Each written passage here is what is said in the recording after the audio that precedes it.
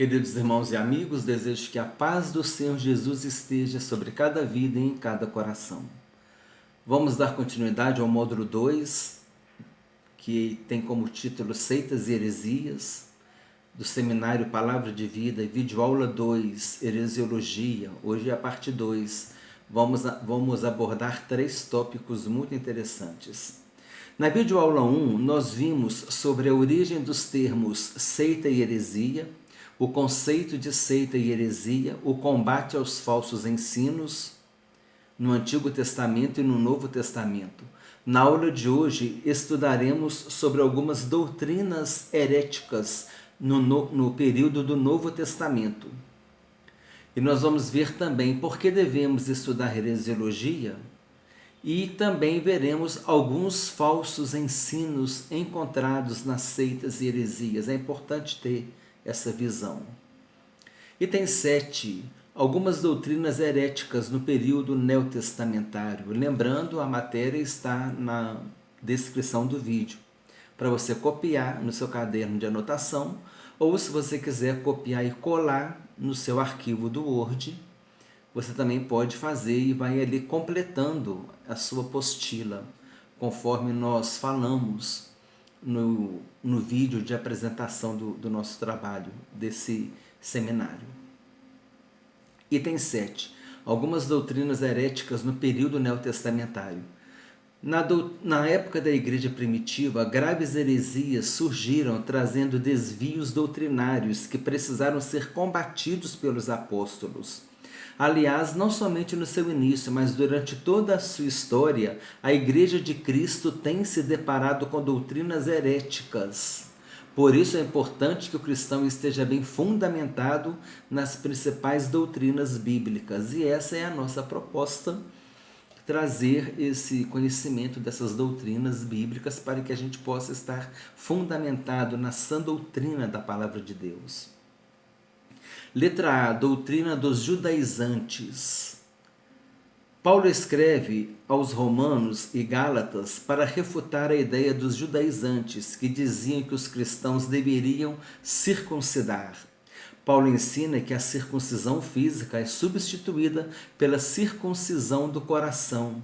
Colossenses capítulo 2, versículo 11. Nele também fostes circuncidados, não por intermédio de mãos, mas no despojamento do corpo da carne, que é a circuncisão de Cristo. Então, nós vamos falar sobre 2 heresias no período da igreja primitiva. A primeira eram os judaizantes, que falavam que para ser salvo também tinha que circuncidar. E a segunda é o docetismo, que vem do grego dokel, para parecer, aparência. Essa doutrina ensinava que Jesus não tinha vindo em carne, que ele era apenas uma visão, uma espécie de holograma. João afirma que Jesus veio em carne, com quem ele conviveu e em quem ele tocou. João afirma que Jesus veio em carne, ele conviveu com Jesus, ele tocou em Jesus, ele viu Jesus, ele era testemunha de que Jesus tinha um corpo humano. 1 João capítulo 4, versículos 2 e 3. Nisto reconheceis o Espírito de Deus. Todo espírito que confessa que Jesus Cristo vem em carne é de Deus, e todo espírito que não confessa Jesus não procede de Deus. Pelo contrário, este é o espírito do anticristo, a respeito do qual tendes ouvido que vem e presentemente já está no mundo. Então, naquela época, no primeiro século, nos primeiros anos da igreja primitiva, já havia doutrinas questionando a respeito de Jesus Cristo. Ou então outras acrescentando alguma coisa para ser salvo. Jesus é suficiente para nos salvar. Eu não preciso fazer nada mais para ser salvo. Jesus é suficiente para me salvar.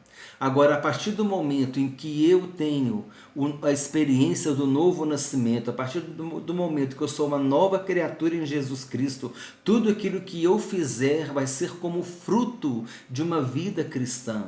Como Jesus disse lá no Evangelho de João, no capítulo 15, se eu não me engano, versículo 8 ou 9, ele disse: nisto é glorificado o meu Pai, em que deis muito fruto, e assim sereis os meus discípulos. Olha só o fruto. Quando a gente produz fruto, Deus é glorificado e nós somos reconhecidos, nós somos vistos como discípulo de Jesus. Então, eu não posso acrescentar nada mais na minha vida. Eu tenho que fazer isso para ser salvo, eu tenho que fazer mais aquilo. Não. Jesus é suficiente para me salvar. É importante entendermos isso. Jesus é suficiente para me salvar. E a partir do momento que eu sou uma nova criatura, eu vou procurar viver de acordo com a palavra de Deus, eu vou obedecer a Deus. Então eu não posso acrescentar nada mais para ser salvo, porque se eu estiver acrescentando alguma coisa para ser salvo, estou falando assim: Jesus, o Senhor não foi suficiente para me salvar, o Senhor morreu na cruz, mas eu tenho que fazer mais alguma coisa. E não é isso que a Bíblia ensina. A Bíblia diz que o sacrifício de Jesus é perfeito, eficaz e vale para sempre. Jesus é suficiente para nos dar salvação. O que vamos fazer além disso é como um fruto, como um ramo que está na videira, que é Jesus Cristo. Então, observação 1. Na época da igreja primitiva, graves heresias doutrinárias precisaram ser combatidas, e aqueles que as ensinavam foram identificados como falsos profetas. Os falsos profetas, os falsos mestres, né? Os falsos mestres trazendo falsos ensinos, porque eles estavam ali deturpando a doutrina dos apóstolos. Isso é muito sério. Negar Jesus. São duas estratégias. Uma delas é negar Jesus. É negar Jesus como Deus, como Senhor, como Salvador. E outra é falar que Jesus não é suficiente, que a gente tem que fazer mais alguma coisa. Então tudo isso tira a glória, o mérito do Senhor Jesus. Amém? Precisamos tomar cuidado com isso. Item 8. Por que devemos estudar heresiologia? Letra A. Para proteger as nossas vidas dos ataques das heresias. Letra B. Para ajudar as pessoas enganadas pelas seitas a abandonarem o engano e abraçarem a sã doutrina. Letra C. Para defender a fé cristã, fazendo prevalecer a verdade bíblica, que desfará o engano e oferecerá a salvação aos enganados pelos falsos ensinos. Então essa é a nossa importância para que a gente consiga entender as heresias e saber como lidar com elas. Primeiro, a gente vai proteger a nossa vida espiritual, conhecendo as doutrinas bíblicas. Está em 1 Timóteo capítulo 4, versículo 16. A segunda é para a gente poder ajudar as pessoas. Primeiro eu me protejo, você protege a família, a igreja, você protege as pessoas dos falsos ensinos. Depois você tem condição de ajudar as pessoas a sair desses ensinos falsos. E também para poder, no momento propício, defender a fé cristã, mostrando que a salvação está somente em Jesus Cristo e confrontando com a Bíblia os ensinos que não estão de acordo com os ensinos bíblicos. As referências bíblicas estão aqui à direita, você pode ver na descrição do vídeo. Observação: a heresiologia é a ferramenta teológica que, associada à apologética cristã, apresenta um cristianismo sadio. É o próximo assunto, nós vamos fazer uma abordagem sobre apologética. Apologia é defesa.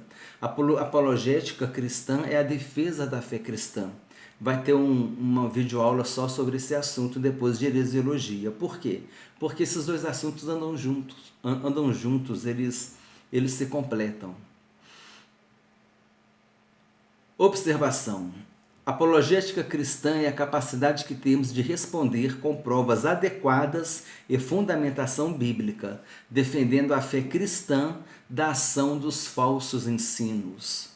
Então, isso é importante a gente ter essa condição de poder defender a fé cristã e defender também a igreja, defender as pessoas do nosso convívio, não é, que seguem a nossa fé e que muitas vezes elas são abordadas com conceitos, com heresias, e a gente consegue advertir essas pessoas, fundamentando, explicando, esclarecendo as doutrinas bíblicas. Para isso tem que ter conhecimento das doutrinas bíblicas. Por exemplo, se uma doutrina chega e fala que Jesus não é Deus, você tem que conhecer alguns versículos bíblicos que mostram que Jesus é Deus. Isso você tem uma argumentação tanto no Antigo Testamento como no Novo. Então, quer dizer, precisa estudar cristologia. Item 9. Falsos ensinos encontrados nas heresias. Primeiro, em relação à Bíblia Sagrada, questionam a Bíblia como a única regra de fé ou não creem nela. Às vezes creem apenas em partes da Bíblia, mas não nela toda, como a infalível e inerrante Palavra de Deus. Consideram outros livros como sagrados e tendo a mesma autoridade da Bíblia.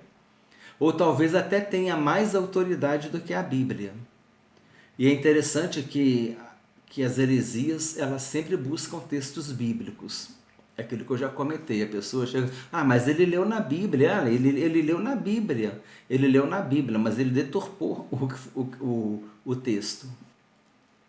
Por quê? Porque ele não analisou aquele versículo no contexto e também fazendo as devidas relações com um assunto abordado, né? Porque você tem que buscar fundamentação em toda a Bíblia e não pegar um texto isolado. Letra B. Sobre Jesus Cristo, negam a divindade e a humanidade de Jesus, o seu sacrifício na cruz para perdoar os pecados e sua ressurreição, além de outros ensinos, que nós vamos ver na Cristologia. Sobre o Espírito Santo, não creem que o Espírito Santo é Deus e não creem que ele é a terceira pessoa da Trindade.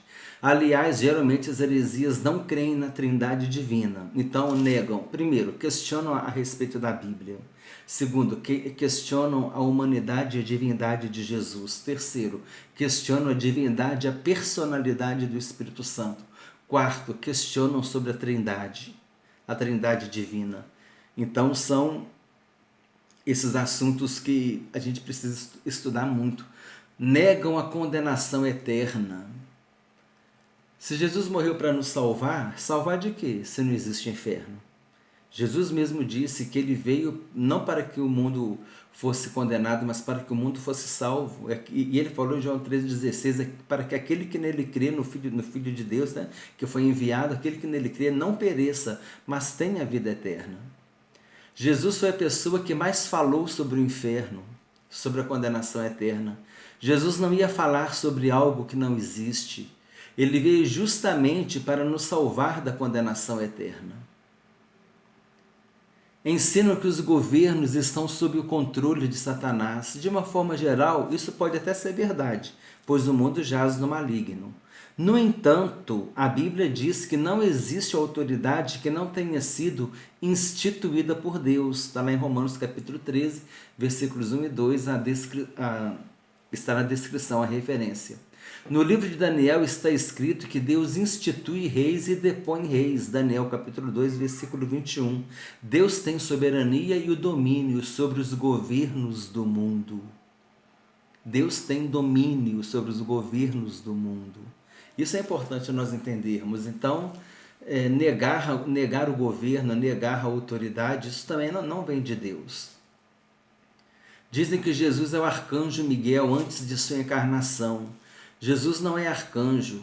Em Hebreus capítulo 1, versículo 6 está escrito, em Hebreus capítulo 1, versículo 6 está escrito, e outra vez, quando introduz no mundo o primogênito diz, e todos os anjos de Deus o adorem, os anjos vão adorar somente a Deus.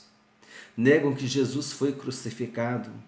Acreditam que a alma não continua viva depois da morte física. Na parábola do rico e Lázaro, vemos que Jesus fala claramente sobre a consciência da alma depois da morte. A pessoa pode dizer assim, mas é uma parábola. Sim, é uma parábola, mas a parábola é o recurso usado para explicar e para aplicar uma realidade. Se a parábola está aplicando que existe uma consciência da alma depois da morte, então é para entendermos que é assim que acontece. Consulta aos mortos também é um ensino que confronta a Bíblia. Em Eclesiastes 9, capítulo 9, versículo 6 está escrito que os mortos não têm parte em coisa alguma do que se faz debaixo do céu. Negam a queda do homem. Sabemos que o pecado separou o homem de Deus e que em Jesus Deus estava reconciliando consigo o mundo. Sabemos também que a queda foi consequência da desobediência e aconteceu devido à tentação do diabo. As referências estão na descrição. Negam a expiação dos pecados. A expiação foi um ato voluntário de Jesus. Tito capítulo 2, versículo 14. É alcançada pela fé. Atos capítulo 10, versículo 43. E adquirida pelo sangue de Jesus. Efésios capítulo 1, versículo 7. Eu não estou lendo os versículos aqui para que não fique muito prolongada a aula, senão o vídeo fica muito longo, já estamos com 16 minutos. Resumo da aula. Na aula de hoje vimos sobre doutrinas heréticas no Novo Testamento. Nós destacamos os judaizantes e o docetismo, que defendia que Jesus era uma aparência, era uma visão, era um holograma, que ele não tinha vida em carne. E por que devemos estudar as heresias e falsos ensinos encontrados nas heresias? Esse conteúdo, conforme eu já disse, está na descrição do vídeo. Você pode desfrutar desse material e eu creio que você vai ser ricamente abençoado. Desejo que Deus te abençoe ricamente em nome de Jesus.